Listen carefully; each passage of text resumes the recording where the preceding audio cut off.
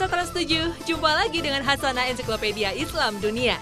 Pagi ini kami akan mengangkat ragam keunikan dari salah satu makhluk ciptaan Allah Subhanahu wa Ta'ala, yaitu laba-laba. Dengan berbagai macam keunikan dan kajiannya dalam Islam.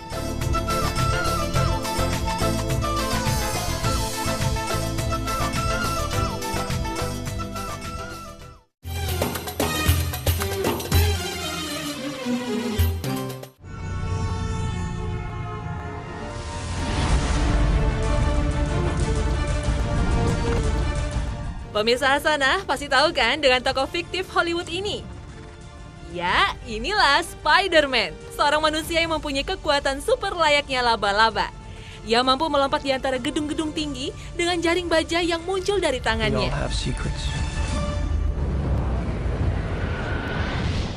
Peter Parker, seorang fotografer lepas koran setempat, bisa menjadi Spider-Man karena terkena sengatan laba-laba.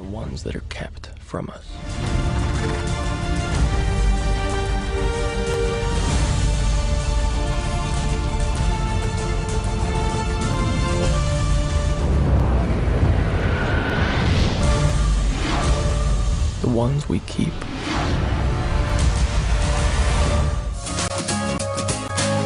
Laba-laba adalah serangga kecil yang dianggap lemah. Namun, kehebatan dan keindahan makhluk ciptaan Allah Subhanahu wa Ta'ala ini telah memberi inspirasi bagi seseorang untuk menciptakan karyanya. Sesungguhnya, Allah Subhanahu wa Ta'ala tidak menciptakan sesuatu dengan bermain-main. Karena di balik setiap penciptaan, pasti ada maksud dan tujuan tertentu. Hanya saja, kebanyakan manusia tidak mengetahuinya. وَمَا خَلَقْنَا السَّمَاوَاتِ وَالْأَرْضَ وَمَا بَيْنَهُمَا لَاعِبِينَ مَا خَلَقْنَاهُمَا إِلَّا بِالْحَقِّ وَلَكِنَّ أَكْثَرَهُمْ لَا يَعْلَمُونَ. Mengenal lebih dalam akan makhluk ciptaan Allah Subhanahu wa Ta'ala ini, laba-laba termasuk jenis serangga. Laba-laba mempunyai nama ilmiah Araneae. Ia masuk dalam kategori serangga arthropoda, yaitu serangga yang memiliki 2 segmen tubuh, 4 pasang kaki, tidak bersayap, dan tidak memiliki mulut pengunyah. Kerabat dekat laba-laba adalah kalajengking dan berbagai serangga yang berkaki 8. Makhluk ini masuk dalam kategori Arasinida.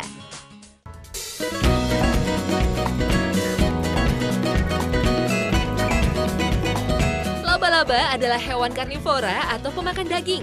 Hewan ini termasuk hewan yang pandai berburu. Hampir semua jenis laba-laba adalah hewan yang beracun atau memiliki racun pada taring di mulutnya. Racun ini digunakan untuk melumpuhkan mangsanya untuk disantap karena laba-laba tidak bisa mengunyah. Racun pada laba-laba juga berguna untuk melunakkan daging mangsanya. Setelah daging lunak, lalu dihisap cairan tubuh pada mangsanya. Namun, dari puluhan ribu spesies yang ada, hanya 200 jenis laba-laba yang gigitannya dapat mematikan manusia. Ih, kalau tahu begitu, tetap waspada ya sama laba-laba. Nah, selain termasuk binatang karnivora, laba-laba juga mempunyai kemampuan untuk memproduksi benang sutra pada perutnya loh.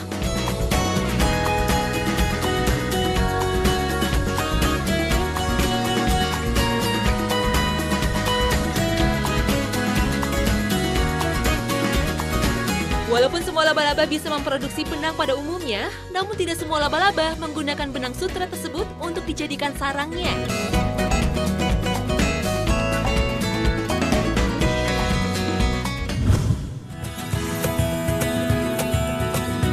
Nah, sekarang kita jelaskan dulu ragam spesies laba-laba yang ada di dunia. Dengan beragamnya spesies yang ada, para peneliti laba-laba atau yang disebut arachnologi menemukan beberapa keunikan dari sebagian spesies laba-laba yang berhasil diidentifikasi. Dari beberapa jenis laba-laba ini, beberapa di antaranya memiliki kemampuan yang tidak disangka-sangka, bahkan menjadi inspirasi beberapa orang. Seperti yang satu ini, laba-laba samurai. Wow, keren kan namanya? Ya, sesuai dengan namanya, laba-laba ini memiliki habitat asal di daerah Jepang.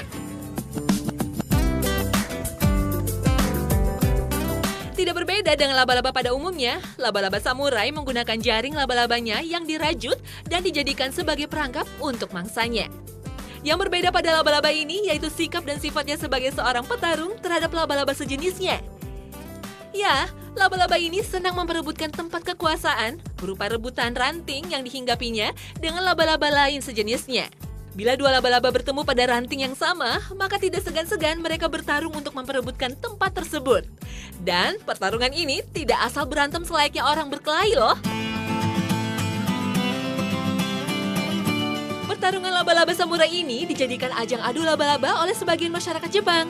Hal ini telah menjadi tradisi unik turun-temurun di sana. Ya, adu laba-laba samurai. Singkat cerita, dahulu kala, seorang samurai Jepang menemukan inspirasi jurus dan strategi tempur ketika melihat kedua laba-laba samurai sedang bertarung. Dalam pertarungannya, ternyata laba-laba ini selalu menggunakan strategi dalam setiap pukulan. Wah, hebat bukan?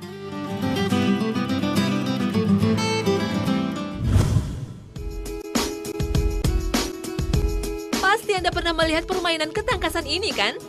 Ya, lempar tali lasso. Ketangkasan ini biasanya dikuasai oleh para koboi di Amerika. Ketangkasan lempar tali lasso biasa digunakan untuk menangkap dan menggiring hewan ternak.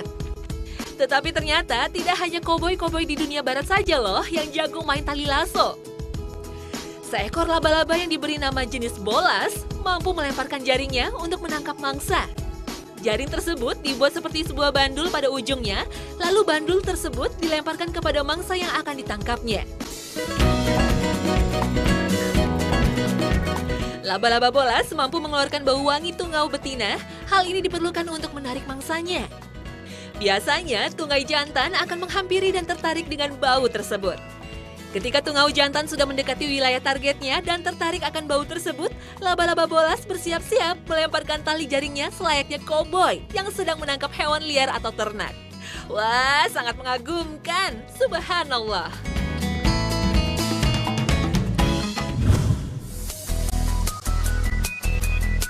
Kalau Anda pernah menyelam ke dalam laut, pasti akan membawa tabung oksigen sebagai pasokan udara untuk membantu pernafasan. Nah, ternyata tidak hanya manusia saja loh yang bisa menyelam sambil membawa pasokan udara berupa tabung pada pundaknya. Seekor laba-laba pun ternyata juga ada yang punya kemampuan untuk menyelam. Laba-laba ini memiliki nama lain Argyroneta. Laba-laba ini mempunyai kemampuan menyimpan udara dalam bentuk gelembung yang melekat pada dirinya. Gelembung tersebut dikumpulkan pada satu titik di bawah dahan daun dalam air, lalu ketika gelembung cukup besar, laba-laba ini tinggal di dalamnya. Wow, sangat menakjubkan bukan?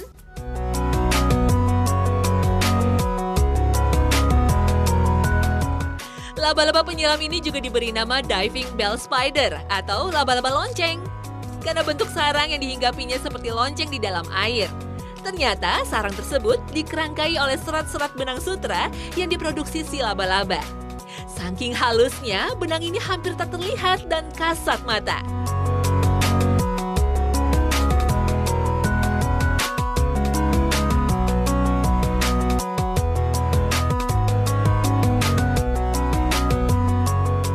Laba-laba Argyroneta ini menggunakan serat sutra yang ia produksi untuk mendeteksi getaran yang dihasilkan oleh mangsanya. Bila ada mangsa yang mendekat, laba-laba ini akan menjerat mangsa, kemudian menggigit dengan taringnya sambil menyuntikkan racun. Ketika sang mangsa sudah terlihat lemas dan tak berdaya, laba-laba ini membawanya ke dalam sarang, lalu menyantapnya. Maha besar Allah yang telah memberikan rezeki bagi setiap makhluknya. وَمَا مِن دَابَّةٍ فِي الْأَرْضِ إِلَّا عَلَى اللَّهِ رِزْقُهَا وَيَعْلَمُ مُسْتَقَرَّهَا وَمُسْتَوْدَعَهَا كُلٌّ فِي كِتَابٍ مُبِينٍ.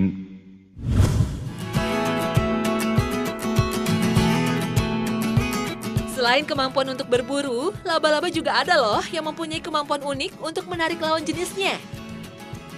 Tentu saja, kemampuan ini digunakan bukan untuk memangsa lawan jenisnya, tetapi untuk kebutuhan reproduksi, yaitu di siklus pernikahan. Inilah sang laba-laba genit. peacock spider atau dalam bahasa Indonesianya laba-laba merak. Ya, laba-laba ini seperti burung merak dalam melakukan teknik untuk menarik lawan jenisnya. Laba-laba merak mempunyai bentuk bagian perut yang unik dan indah. Warna-warna pada bagian atas perutnya digunakan untuk menarik perhatian betina. Dalam aksinya, laba-laba merak ini layaknya melakukan dansa yang indah. Bagaikan penari salsa, laba-laba ini bergerak dan mengangkat bagian perutnya untuk menarik perhatian betina. Ternyata sang betina tidak begitu mudah untuk jatuh dalam rayuannya. Laba-laba merak jantan harus berusaha berkali-kali melakukan gerakan dansanya agar sang betina tertarik dan ikhlas untuk dinikahi. Wah, laba-laba saja bisa sangat romantis ya.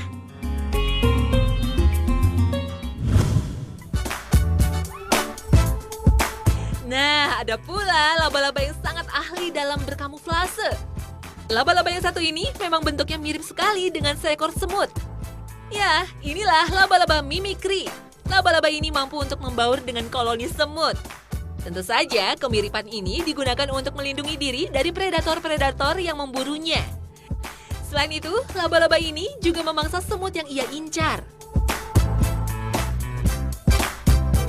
Bila kita lihat, hampir tidak berbeda di antara mereka.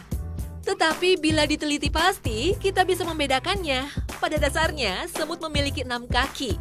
Berbeda dengan genus laba-laba atau Arachnida yang memiliki kaki 8. Dalam kamuflasenya, laba-laba ini menggunakan kedua kaki depannya sebagai antena agar mirip dengan antena pada semut.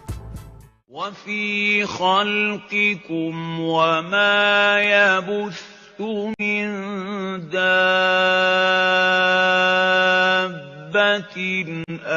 آيَاتٌ لِقَوْمٍ يُوقِنُونَ. Dari hal ini, sungguh sangat membuktikan kebesaran Allah SWT akan ciptaannya. Betapa hebatnya laba-laba ini diberi kemampuan dan kecerdasan untuk menirukan semut, tidak hanya wujudnya saja, tetapi perilakunya juga.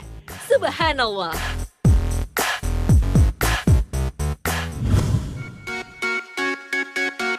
Oke, cukup sudah ya info tentang ragam spesies laba-laba di dunia. Sekarang kita beralih nih pada inspirasi laba-laba pada perkembangan teknologi. Beruntung ya, Allah SWT menciptakan laba-laba dengan ukuran kecil sebagai serangga. Bayangkan saja bila laba-laba ukurannya sebesar gajah. Sudah pasti kita akan ketakutan. Nah, sekalipun sudah ada film Spider-Man yang membuat kita mengagumi sosok sampah lawan laba-laba, tapi kalau Anda dihadapkan pada laba-laba raksasa yang satu ini, wah, pasti keder juga deh. Baru-baru ini sedang dibuat robot yang dikenal dengan nama Spider-Bot. Robot yang tampak menyerupai laba-laba raksasa ini akan membuat bulu kuduk Anda bisa berdiri karena kaget. Sekalipun cuma robot dan tak menyengat, Spider-Bot memang diciptakan sebagai mainan yang seram. Robot ini digerakkan oleh microcontroller Exxon yang mana membuat robot kecil ini mampu mengangkat beban 2 kali dari berat tubuhnya atau sekitar 7 kg. Selain mampu mengangkat beban berat, aplikasi microcontroller Exxon memungkinkan gerakan pada robot laba-laba ini sehingga bisa secara sinkron menggerakkan 6 kakinya secara bersamaan, layaknya laba-laba asli. Menurut forum Thousand Robotics, robot ini memang dibuat sebagai mainan dan baru akan siap didistribusikan tahun depan. Wah, sepertinya robot ini akan jadi senjata bagi anak-anak nakal. Kalau begitu, tetap hati-hati ya mainnya.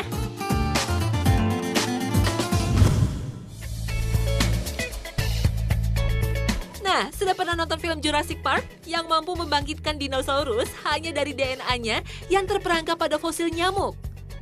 Teknik seperti itu sepertinya bukan cerita fiksi lagi. Kehadiran laba-laba kepiting raksasa yang sebenarnya hanya berukuran beberapa milimeter ini menyebabkan kegemparan di Natural History Museum di Berlin, Jerman. Laba-laba tersebut berhasil diidentifikasi para ilmuwan berkat teknik scaling terbaru. Ia disebut memiliki 8 mata, berwarna abu-abu atau coklat.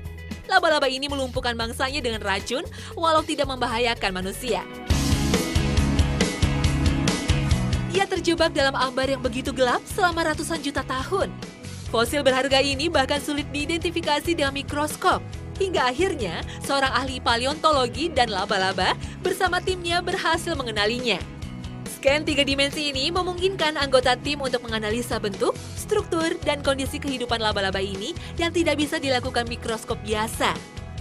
Rahangnya digunakan untuk makan dan mesin scan mengungkapnya dengan detail. Scaling ini adalah terobosan baru dibandingkan apa yang dapat dilakukan dulu dengan mikroskop ketika meneliti fosil-fosil yang terjepit di antara bebatuan.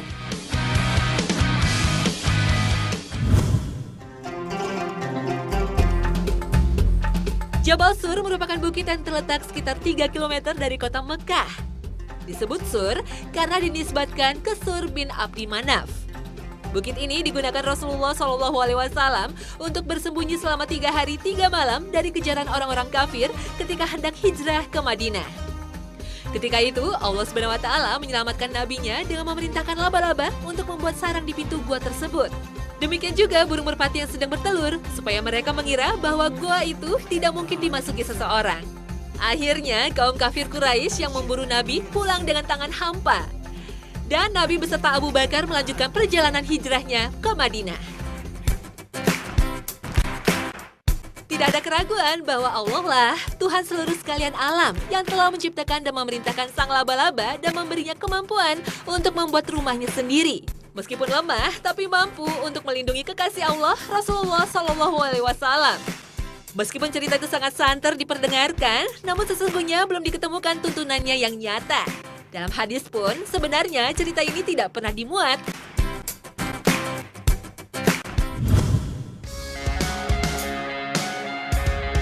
Dalam Al-Quranul Karim, laba-laba diabadikan menjadi sebuah nama surat, yaitu surat ke-29 Al-Ankabut. Namun kata laba-laba hanya disebutkan dalam ayat ke-41. مثل الذين اتخذوا من دون الله أولياء كمثل العنكبوت اتخذت بيتا وإن أوهن البيوت لبيت العنكبوت لو كانوا يعلمون. Ayat ini menunjukkan tentang ketauhidan kepada Allah SWT. Allah menunjukkan bahwa para penyembah berhala itu sama dengan laba-laba yang percaya pada kekuatan rumahnya sebagai tempat ia berlindung. Padahal sarang laba-laba adalah rumah yang paling lemah dan dapat dirusak hanya dengan usapan jari. Apalagi kalau dihembus angin dan ditimpa oleh sesuatu yang kecil saja, rumah laba-laba itu pasti akan hancur. Begitu pula halnya dengan kaum musyrikin yang percaya kepada kekuatan sesembahan mereka sebagai tempat berlindung dan tempat meminta sesuatu yang mereka inginkan. Padahal sesembahan mereka itu tidak mampu sedikit pun menolong mereka dari azab Allah sewaktu di dunia, seperti yang terjadi pada kaum Lut dan lainnya.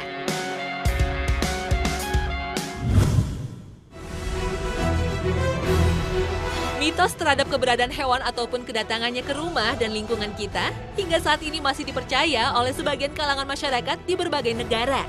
Sebagai masyarakat Eropa percaya jika bertemu laba-laba di pagi hari, itu tandanya akan ada duka cita dan keprihatinan. Sebaliknya, jika melihatnya pada malam hari akan membawa kebahagiaan, sedangkan kalau melihatnya di siang hari, itu tandanya mereka bakal dapat hadiah. Mitos lain dalam sebuah tafsir mimpi menyebutkan, jika kita bermimpi bertemu laba-laba, bermakna akan mengalami banyak godaan dan rintangan dalam usaha atau perjalanan. Padahal dalam Al-Quran Surat Al-An'am ayat 59 sudah dijelaskan bahwa mitos dan hal-hal yang gaib tersebut hanya Allah SWT lah yang mengetahui kunci-kuncinya.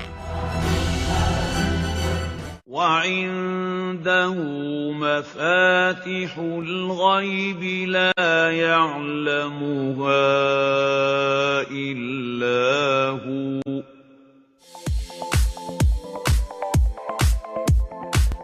Nah pemirsa, usai sudah Hasanah Ensiklopedia Islam Dunia pagi ini. Semoga selalu membawa pencerahan untuk Anda semua. Jangan lupa ya, saksikan terus Hasanah setiap hari Senin hingga Jumat hanya di Trans 7. Wassalamualaikum warahmatullahi wabarakatuh.